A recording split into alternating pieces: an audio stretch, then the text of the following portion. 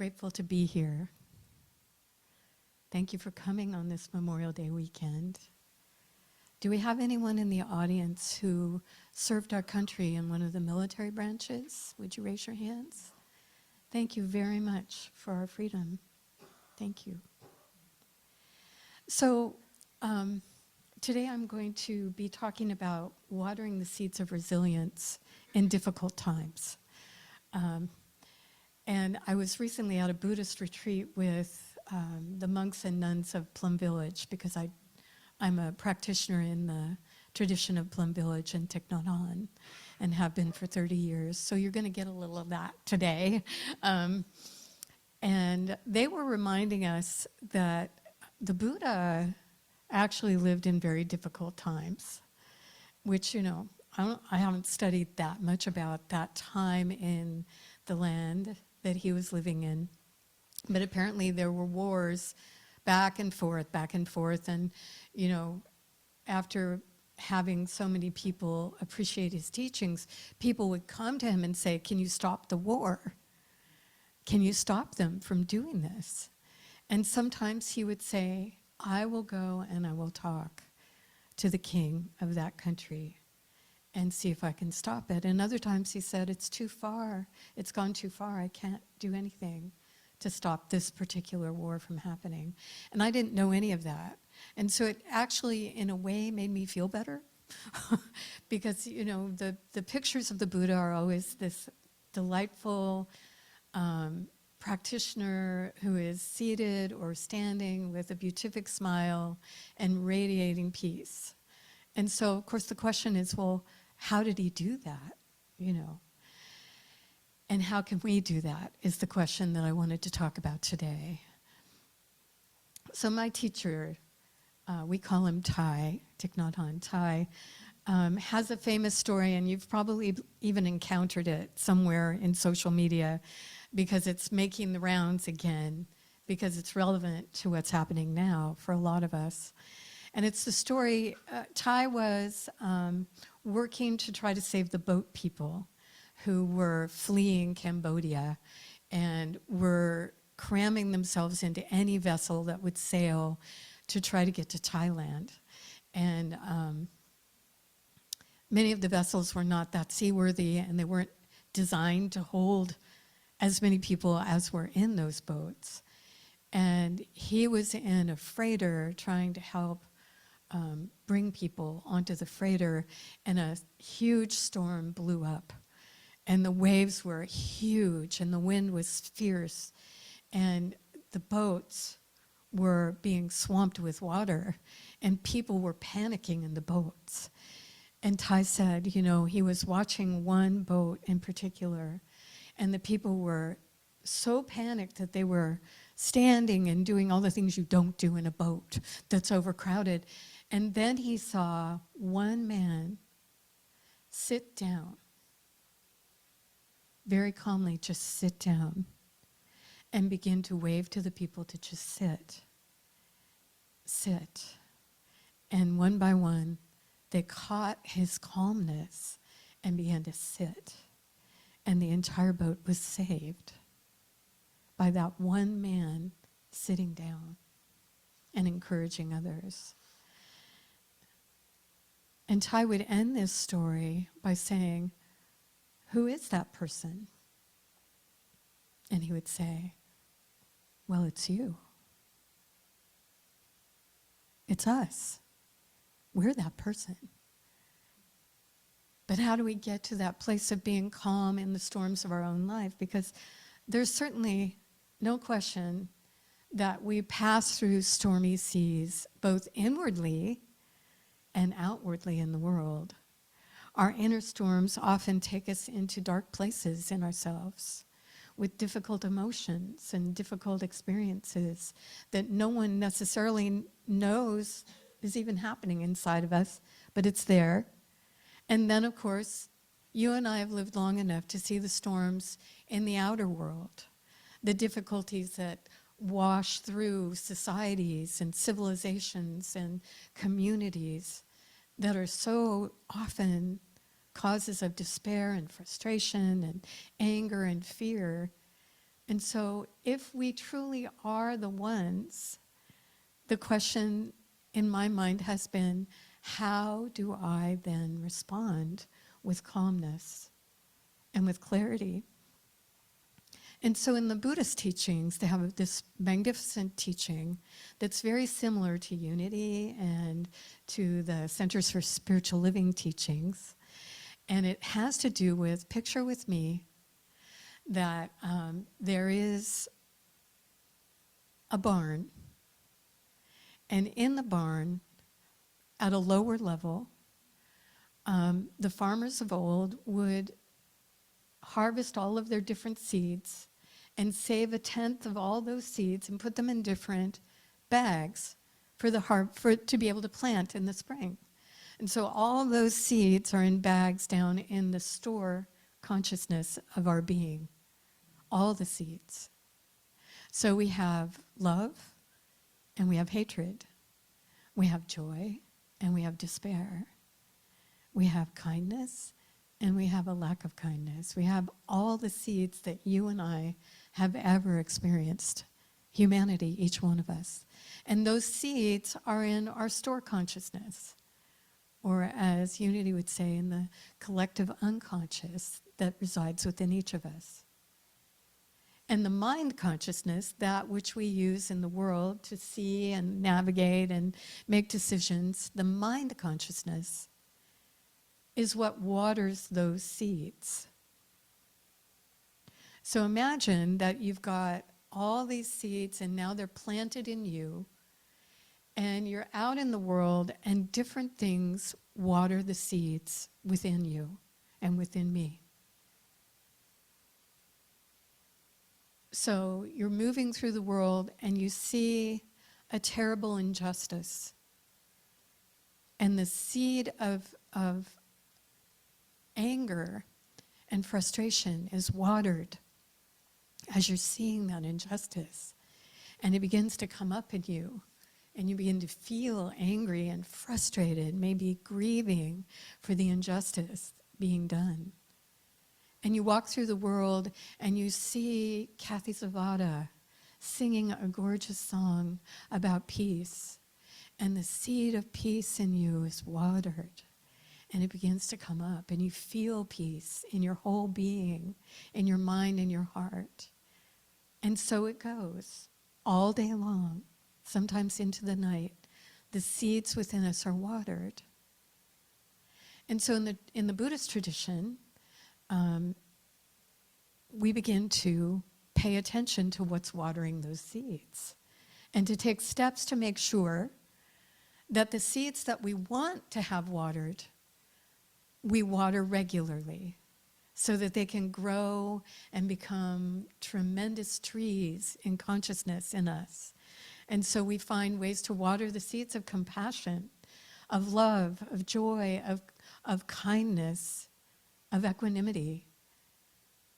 And we also begin to pay attention to what's watering the seeds that we don't want to have sprout and grow in our life. And so how do you do that? Well, for me, this is what I have learned. There are many things that water the seeds that are not beneficial to me. There are certain websites, certain places in social media, certain books, newspapers, magazines, certain people, certain foods, certain beverages, that when I ingest any of those, because those are all forms of nutrients, when I ingest news too much, if I begin to doom scroll, as the kids say, if I take in too much violent imagery in movies or in the world, the seeds of despair and terror and fear and frustration and anger begin to rise up in me.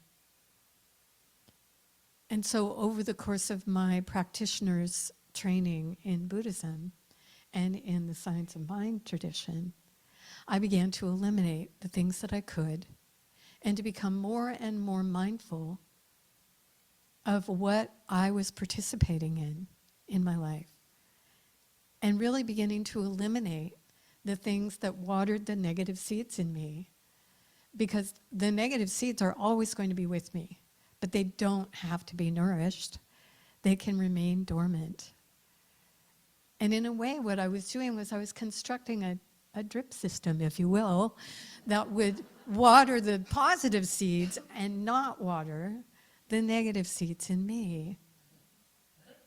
And so as that began to happen, and I'm sure you're doing this, but I also know that this is a lifelong project, that over time I've realized, well, I have to really be mindful in every day to make sure that I'm not allowing myself to be swept away, to be the panicked one in the boat. I have to remind myself of the places that when I participate in them, I suffer and other people suffer because I'm suffering. Anger is a great example of that. And so for me, I no longer really go to movies very much at all, because so often now, movies are very, very loud, and they often contain a lot of violence. And so I just don't go much until I've made sure that it's not going to be like that. I don't do a lot of social media because social media is, for me, maybe not for you, but for me, a rabbit hole that I can easily go down, and then it's very difficult to find my way back out. And so I don't do a lot of that. I've discovered over time that the seeds that water those, the things that water those negative seeds are often by choice. And that if I'm mindful, I can move in the world in a way where that doesn't happen as often. Not always, but not as often at all. And so because I've been doing this for a long time, I have a new appreciation. Let me get my phone because I want to read you a poem.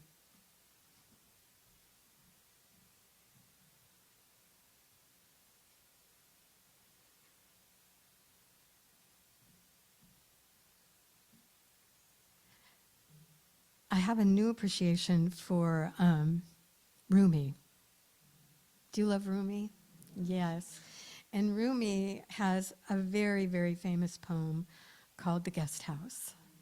And I've read that poem over and over for years, but I have a real appreciation for what he means in the closing line. So I'll read it to you in case you haven't heard it lately. This is translated by Coleman Barks. This being human is a guest house. Every morning, a new arrival. A joy, a depression, a meanness. Some momentary awareness comes as an unexpected visitor. Welcome and entertain them all, even if they're a crowd of sorrows who violently sweep your house empty of its furniture. Still, treat each guest honorably. They may be clearing you out for some new delight. The dark thought, the shame, the malice, meet them at the door laughing and invite them in. Be grateful for whoever comes, because each has been sent as a guide from the beyond. It's a magnificent poem and a beautiful translation of that. But what strikes me now in my practice is the last two quatrains. The dark thought, the shame, the malice, meet them at the door laughing and invite them in. Well, what do we do with the analogy of the watering of the seeds and the negative seeds and not wanting them to sprout? Well, in all my mindfulness practices, I've never actually accomplished not having some of them sprout from time to time. And so for me, what Rumi is suggesting is that when that happens, meet them. Don't try to ignore them. Have you tried that?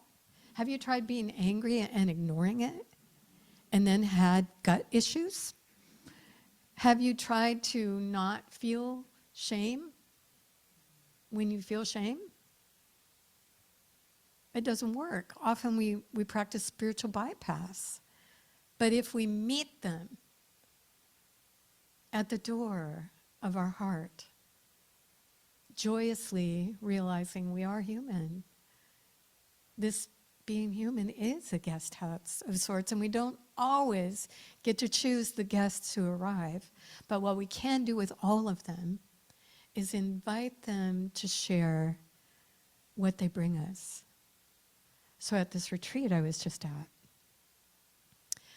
I had that experience of a very difficult seed rising up very quickly and very surprisingly.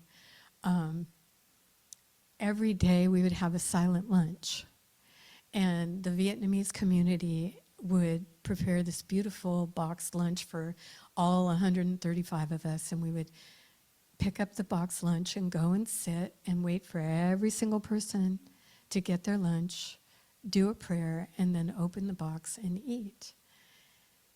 Well, I'm allergic to mushrooms, and Vietnamese people often enjoy mushrooms. Many people enjoy mushrooms, and I'm sure many of you do. And so the first day there were no mushrooms. I hadn't even thought about anything, so I was eating away. The second day there were mushrooms, but they were on the side. So I was like, okay, good. The third day, I couldn't eat. The mushrooms were mixed in with everything. And so I bowed out and went to my room and ate granola and came back. But the fourth day is when this unexpected, somewhat unwelcome guest showed up in my life.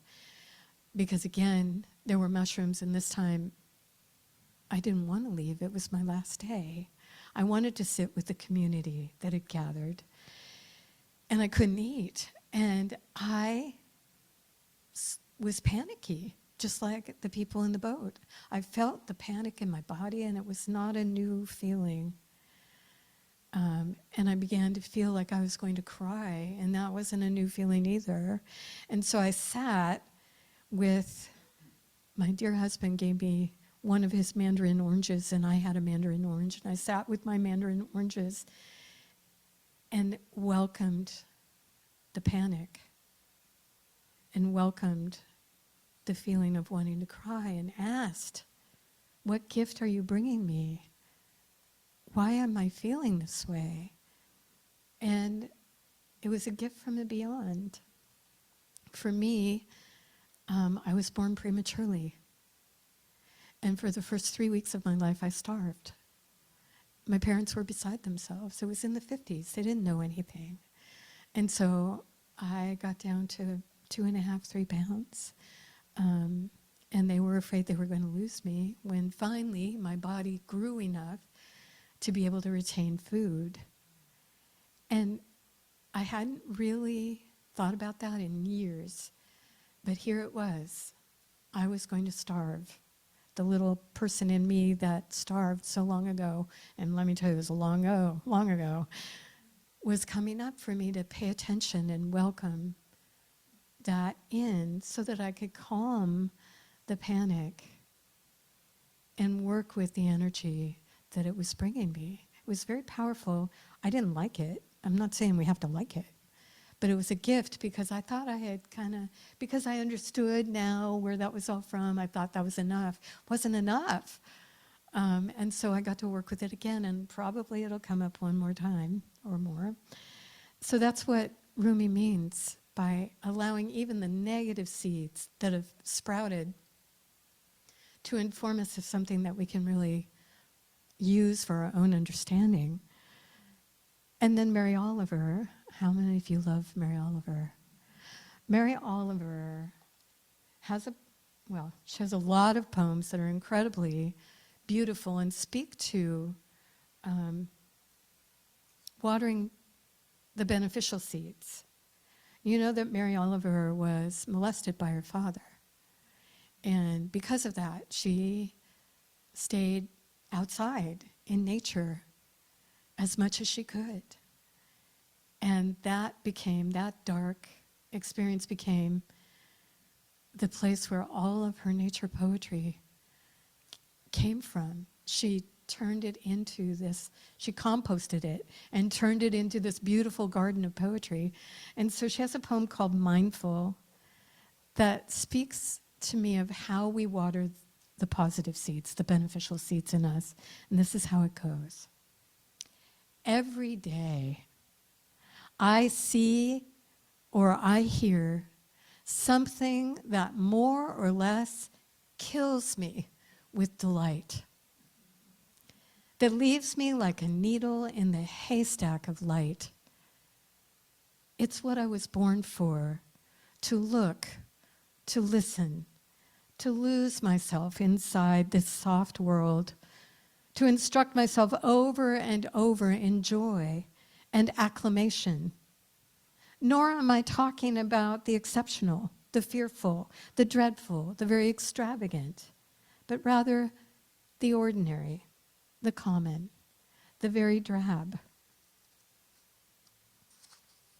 The daily presentations. Oh, good scholar, I say to myself, how can you help but grow wise with such teachings as these? The untrimmable light of the world, the oceans shine, the prayers that are made out of grass. So she's found a way, and we can find more ways, to water the seeds of delight, of joy, of peace, of calmness, of compassion. And I've had a lot of people say to me, well, how is that going to change the world?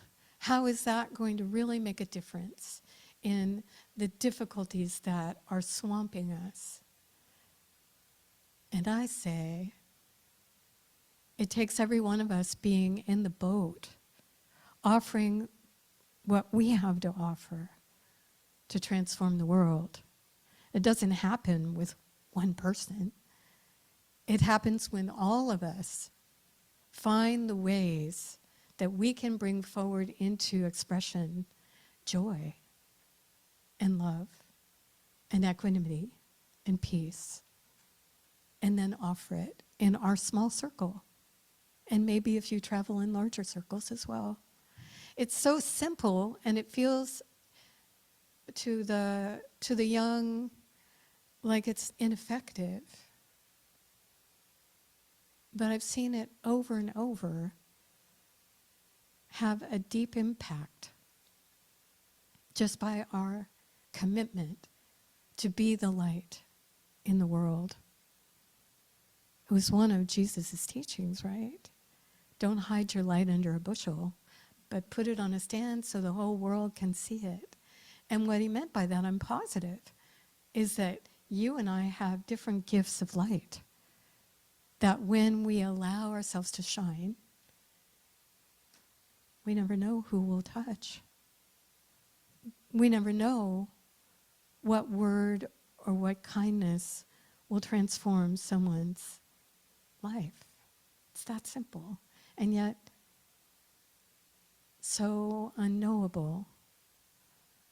And so I wanted to leave you with one last story. Joan was my hostess, and I got to stay at her place.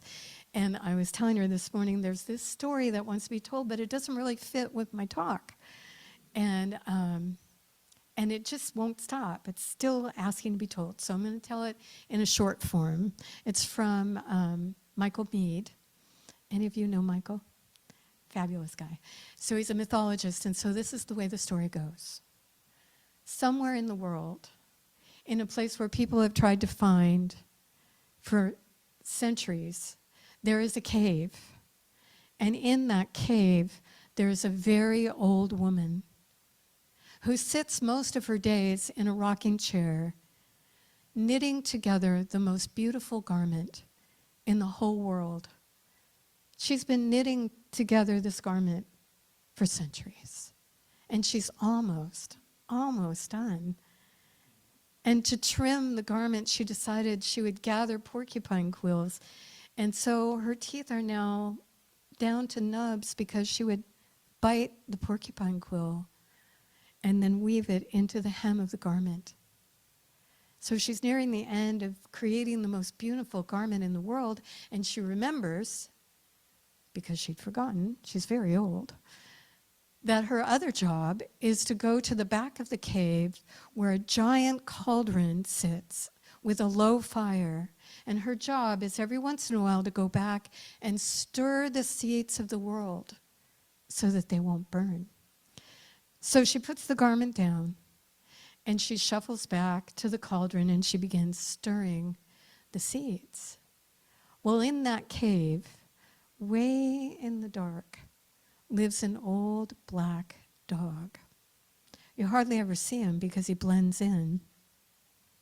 But he's curious about the garment. And so while she's in the back of the cave, he comes over and begins to sniff the garment. And he finds a loose thread. And he begins to tug and tug and tug on the thread until it's completely undone. This beautiful garment is now just a heap of yarn and porcupine quills. And the old woman comes shuffling back, the dog's now gone, and she looks down and sees what was the most beautiful garment in the whole world that she had almost completed now in a heap. And she stands there for a moment, as you and I would as well. But she doesn't cry and she doesn't get angry. She just stands there for a moment. And then the most beautiful smile comes onto her face because she's received the vision of an even more beautiful garment that she can make out of this amazing pile. So she sits down and begins once again to knit now the even more wonderful garment. I think the reason that story wants to be told is because I'm not sure if we're in the unfraying of what we've known to be true for so long, or if we're in the creation of a new vision that's even more wonderful. But I do know that when we offer our light and remain open and water the seeds in us that are beneficial and can benefit the world, that vision will come and it will be created. It always has been and it always will be. So let me offer a closing prayer and then we'll move back into the rest of our service. So join me in this, knowing that there is one infinite love and deep wisdom throughout all reality. And this love and wisdom are resident within each one of us as well. That love knows how to love by means of us. And that wisdom is guiding the vision for our own life all the time, every day. What I know for myself is that I simply need to sit quietly to allow love and wisdom to move in me in new and powerful ways every day. And so this prayer is a commitment that I will do that. I will sit and I will allow the vast wisdom and love of Spirit to move in me and move me into my next right step. Knowing that this happens because of my willingness, I say yes, I am willing and so grateful, and so it is. Amen. Thank you everyone for having me.